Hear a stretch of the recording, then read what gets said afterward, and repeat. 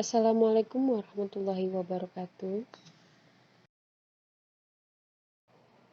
Di sini saya mencoba menjelaskan tentang perkembangan demokrasi di Indonesia.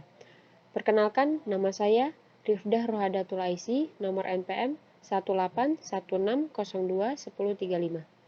Mata kuliah Analisis Politik Indonesia dengan dosen Bapak Himawan Indrajat, SIP, MSI. Di Indonesia, demokrasi telah sering kita dengar. Nah, jika dilihat dari pengertiannya, demokrasi adalah sistem pemerintahan dari rakyat, oleh rakyat, dan untuk rakyat. Dalam sistem pemerintahan demokrasi, rakyat turut berpartisipasi aktif dalam kebijakan pemerintahan. Nah, pada sistem pemerintahan demokrasi, yaitu mengizinkan seluruh warga negara untuk berpartisipasi aktif di mana perannya bisa diwakilkan atau secara langsung dalam perumusan, pengembangan, dan penetapan undang-undang. Nah, jika negara telah melaksanakan pemerintahan demokrasi, maka rakyat memiliki hak yang sama, adanya kebebasan pers dan media, dan saat pemilu dilakukan secara langsung, serta kekuasaan pemerintahan ada di tangan rakyat, bukan di tangan elit politik.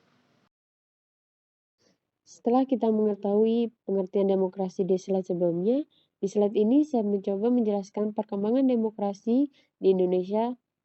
Yang pertama dimulai dari demokrasi pada masa reformasi kemerdekaan pada tahun 1945 sampai 1950. Implementasi demokrasi pada masa ini baru terbatas pada interaksi politik di parlemen dan berfungsinya pers yang mendukung reformasi kemerdekaan. Tidak banyak catatan sejarah yang menyangkut perkembangan demokrasi pada periode ini.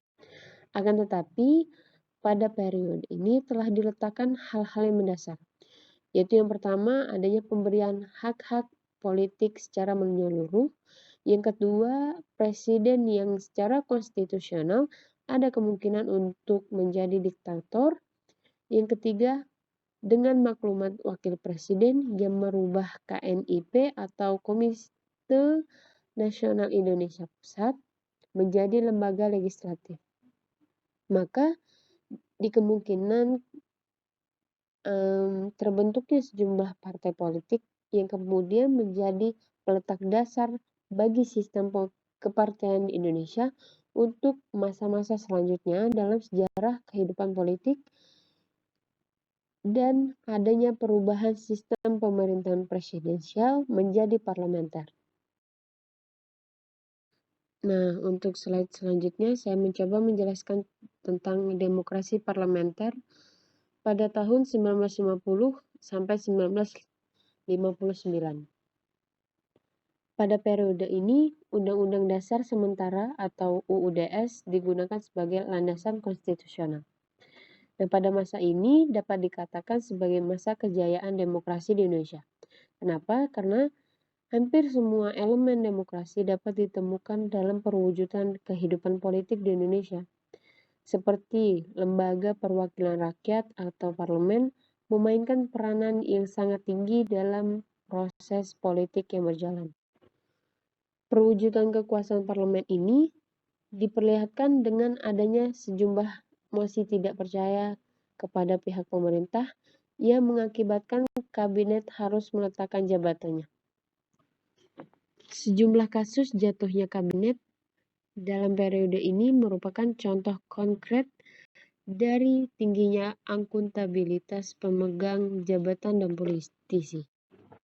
Di sini saya mencoba menampilkan 7 nama-nama kabinet yang gugur. Di slide yang selanjutnya ini, saya mencoba menampilkan faktor-faktor penyebab gagalnya demokrasi parlementer. Yang pertama yaitu dominannya politik aliran sehingga membawa konsekuensi terhadap pengelolaan konflik. Yang kedua, basis soal ekonomi yang masih sangat lemah. Dan yang ketiga, persamaan kepentingan antara Presiden Soekarno dengan kalangan Angkatan Darat yang sama-sama tidak senang dengan proses politik yang berjalan. Nah, setelah gagalnya demokrasi parlementer, muncullah demokrasi terpimpin pada tahun 1959 sampai 1965. Nah, pada masa ini muncul dekret presiden pada tanggal 5 Juli 1959 yang berisi tentang yang pertama, pembubaran konstituante, yang kedua, berlakunya kembali Undang-Undang Dasar 1945 dan tidak berlakunya lagi Undang-Undang Dasar sementara pada tahun 1950. Yang ketiga, pembentukan MPRS dan DPAS dalam waktu yang sesingkat-singkatnya. Politik pada masa demokrasi terpimpin diwarnai oleh tolak ukur yang sangat kuat antara ketiga kekuatan politik yang utama pada waktu itu. Yang pertama ada Presiden Soekarno, kedua ada Partai Komunis Indonesia, dan yang ketiga ada Angkatan Darat. Karakteristik yang utama dari demokrasi terpimpin adalah menggabungkan sistem kepartaian dengan terbentuknya DPR GR, peranan lembaga legislatif dalam sistem politik nasional menjadi sedemikian lemah, basic human right menjadi sangat lemah.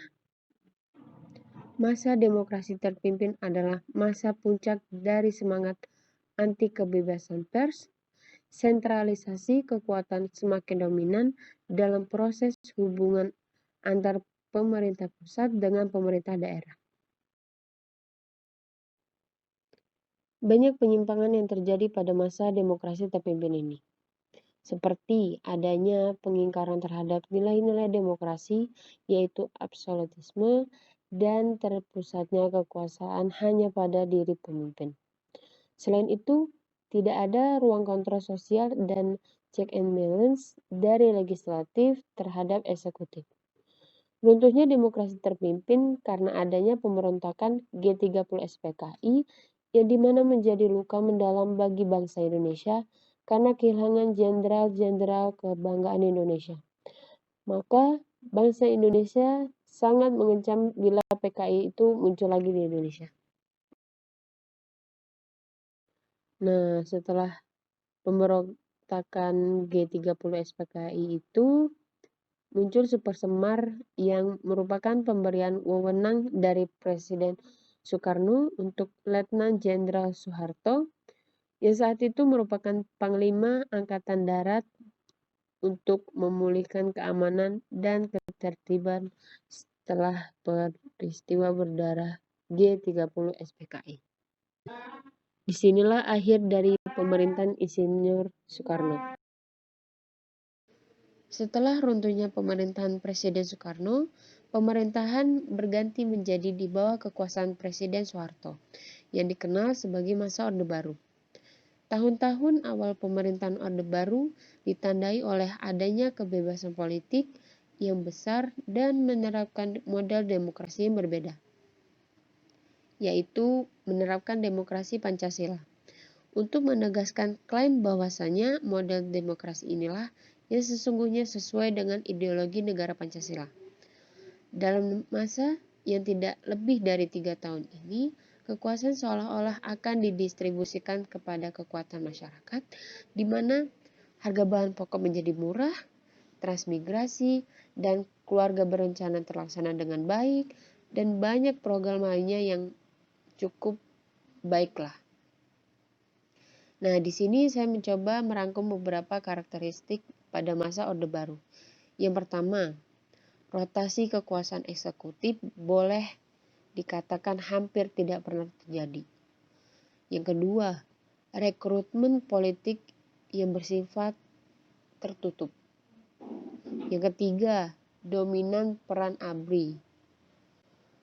Yang keempat, sentralisasi untuk pengambilan keputusan politik. Yang kelima, pembatasan fungsi partai politik. Yang keenam, ada pemerintahan yang ikut campur dalam masalah publik dan politik. Lalu yang ketujuh, ada korupsi, kolusi, dan nepotisme yang sangat merajalela. Orde Baru pada awal pemerintahannya memang dapat dikatakan baik dan berorientasi kepada masyarakat.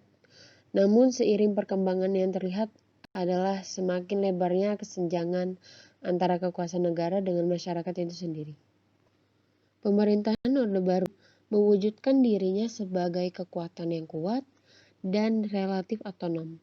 Sementara masyarakat semakin tersingkirkan dari lingkungan kekuasaan dan proses formulasi kebijakan.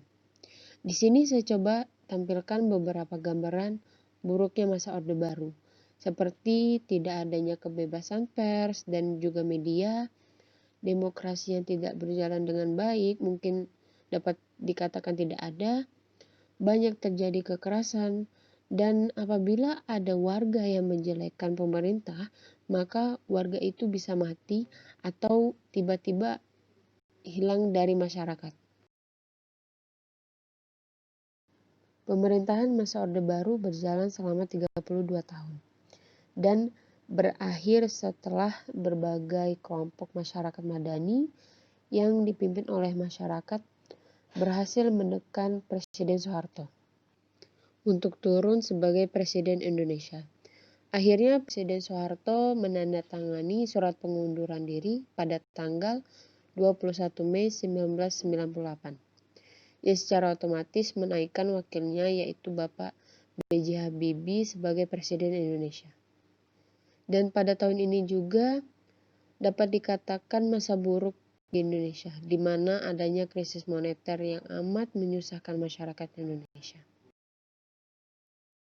Setelah runtuhnya masa Orde Baru, muncullah masa reformasi. Masa reformasi ini diharapkan terjadi perubahan yang lebih baik dari masa Orde Baru. Dalam rangka menanggapi tuntutan reformasi dari masyarakat dan agar dapat mewujudkan tujuan dari reformasi tersebut, maka Presiden B.J. Habibie mengeluarkan beberapa kebijakan. Di antaranya kebijakan dalam bidang politik, ekonomi, kebebasan dalam berpendapat, dan pers. Demokrasi yang ditetapkan pada era reformasi ini adalah demokrasi Pancasila, tetapi dengan karakteristik yang berbeda dengan Orde Baru dan sedikit mirip dengan demokrasi parlementer pada tahun 1950 sampai 1959. Nah, perbedaannya itu yang pertama, pemilu yang dilaksanakan pada tahun 1999 sampai 2004 jauh lebih baik demokratis dari yang sebelumnya. Lalu yang kedua, rotasi kekuasaan dilaksanakan dari mulai pemerintahan pusat sampai pada tingkat desa. Yang ketiga, pola rekrutmen politik untuk pengisian jabatan politik dilakukan secara terbuka, tidak tertutup lagi. Terima kasih atas perhatiannya. Mohon maaf bila ada salah pengucapan kata atau kurangnya kelancaran dalam menjelaskan topik pembahasan. Dan kepada Allah saya mohon ampun. Wabillahi taufiq wal hidayah. Wassalamualaikum warahmatullahi wabarakatuh.